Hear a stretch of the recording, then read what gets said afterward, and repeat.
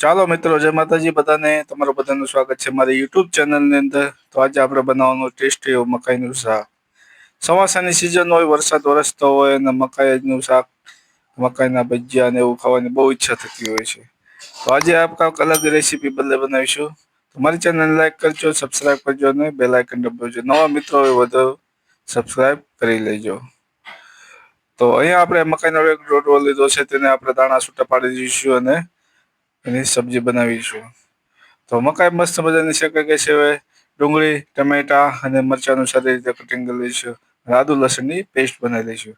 તો સૌ પ્રથમ આપણે કડાઈની અંદર 1 ચમચી જેટલું ઘી એડ કરીશું અને ઘીની અંદર આપણે મકાઈના દાણા છે તેને શેકવાના છે. જો કાચી મકાઈ હોય, સૂકી મકાઈ હોય તો આપણે એને બાફી લેવાના 2 થી 5 મિનિટ સુધી. અને ત્યારબાદ એને શેકી લેવાના. તો 2 થી 3 મિનિટ સુધી મીડિયમ આંચ ઉપર ધીરે ધીરે શેકવાના છે. સારી રીતે શેકાઈ જાય અને મસ્ત મજાની ફ્લેવર આવી જાય. તો 2 થી 5 મિનિટ થઈ ગઈ છે. દાણા બધા જોઈ શકો છો મસ્ત મજાના શેકાઈ ગયા છે. તો આપણે એને અલગ વાસણમાં કાઢી લઈશું. તો અલગ વાસણમાં નીકળી ગયા છે. હવે તે જ કઢાઈની અંદર આપણે 2 થી 3 પાવડા જેટલું તેલ નાખીશું અને વઘારવાની શરૂઆત કરીશું. રાઈ અને જીરું એડ કરીશું, મીઠા લીમડાના પાંદડા, ત્યારબાદ આદુ લસણની પેસ્ટ નાખીશું. સારી રીતે મિક્સ કરીશું અને તેની અંદર આપણે નાખીશું સૌપ્રથમ ઝીણી બારીક કાટેલી ડુંગળી. જો તમારા ઘરે મિક્સર હોય તો મિક્સરની અંદર ગ્રાઇન્ડ કરેલી પણ નાખી શકો છો. તો ડુંગળીને સારી રીતે આપણે પકવીશું 2 થી 5 મિનિટ સુધી. સતત પકવતા રહીશું. તો નવા મિત્રો હોય જરૂરથી સબસ્ક્રાઇબ કરી લેજો મારી ચેનલને, જેથી કરી આવા નવા વિડીયો તમારી જોડે આવતા રહે છે. તો મસ્ત ગ્રેવી વાળી એવી રેસીપી આજે બનાવવાના છીએ.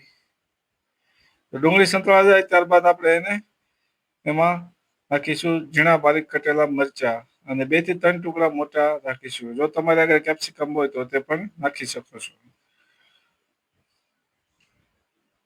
ચોમાસાની સિઝનની અંદર મકાઈનું શાક બહુ ટેસ્ટી લાગે છે. હવે ઢાંકીને પણ એક વખત પકવી લઈશું. તો તમે જોઈ શકો છો ડુંગળી ગોલ્ડન બ્રાઉન કલર જેવી થઈ ગઈ છે. તો હવે આપણે એમાં બીજા મસાલા નાખીશું. તો અહીંયા આપણે એમાં નાખીશું 2 નંગ ટમેટા કટિંગ કરેલા. જો ટમાટાની પ્યુરી બનાવી હોય તો પ્યુરી પણ બનાવીને તમે નાખી શકો છો. તો સારી રીતે ગ્રેવી મસ્ત બને છે. તો ટમેટાને નાખ્યા છે તો આપણે એમાં અડધી ચમચી જેટલું સ્વાદ પ્રમાણે મીઠું નાખીશું. 5 ચમચી જેટલું આપણે એમાં નાખીશું હળદર. સારી રીતે મિક્સ કરીશું. હળદરનો કલર મસ્ત મજાનો બેસી જાય છે, જોઈ શકો છો મસ્ત.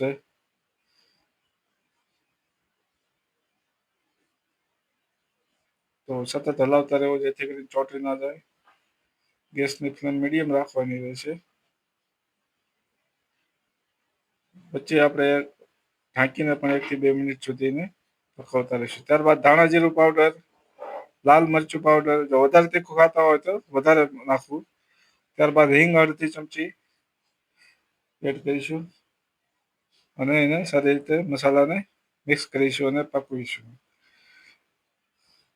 મસાલા નાખતી વખતે ગેસ હાવ સ્લો રાખવાનો રહેશે, જેથી કરીને મસાલા બળી ન જાય. અને ત્યારબાદ થોડુંક એમાં પાણી એડ કરીશું, જેથી કરીને મસાલાનો કલર સારી રીતે મસ્ત આવે. અને સતત હલાવતા રહેવાનું છે. વચ્ચે વચ્ચે ઢાંકીને પણ આપણે એને પકવવાનું છે, જેથી કરીને મસ્ત મજાનું ગ્રેવી તૈયાર થઈ જાય. તો તમે જોઈ શકો છો એ મસ્ત મજાનો મસાલો તૈયાર થઈ ગયો છે ગ્રેવી જેવો. તો એમાં આપણે થોડુંક નાખીશું ગરમ મસાલો.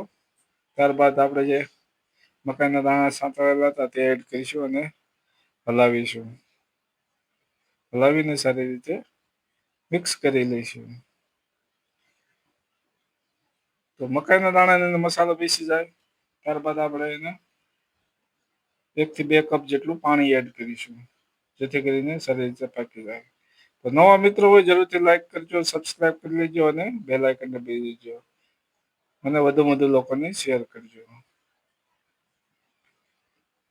તો અહીંયા આપણે થોડુંક પાણી નાખીશું. હવે એને ઢાંકીને 5 થી 10 મિનિટ સુધી ધીમી આંચ ઉપર પકવીશું. તો ઓલરેડી 10 મિનિટ થઈ ગઈ છે. તમે જોઈ શકો છો મસ્ત મજાની પાકી ગયું છે. શાક આપણું રેડી છે મકાઈનું. એક વખત બનાવશો તો વારંવાર ખાવાનું મન થાય એવું ટેસ્ટી એવું મકાઈનું શાક બનાવ્યું છે. લીલી મકાઈનું શાક બહુ મજા આવશે. જરૂરથી બનાવજો અને મારી ચેનલને સબસ્ક્રાઈબ કરી લેજો. તો ધાણા અને કોથમીર નાખીને આપણે એને ગાર્નિશિંગ કરી છે અને અલગ બાઉલમાં કાઢીશું. તો જોઈ શકો છો કેવું મસ્ત મજાનું બની ગયું છે. જો તમારું ગ્રેવી વાળું તીખું વધારે ખાવું હોય તો વધારે પણ બનાવી શકો છો. થેન્ક યુ, આભાર, જય માતાજી બધાને. તમને રેસીપી કેવી લાગી એ જરૂરથી જણાવજો.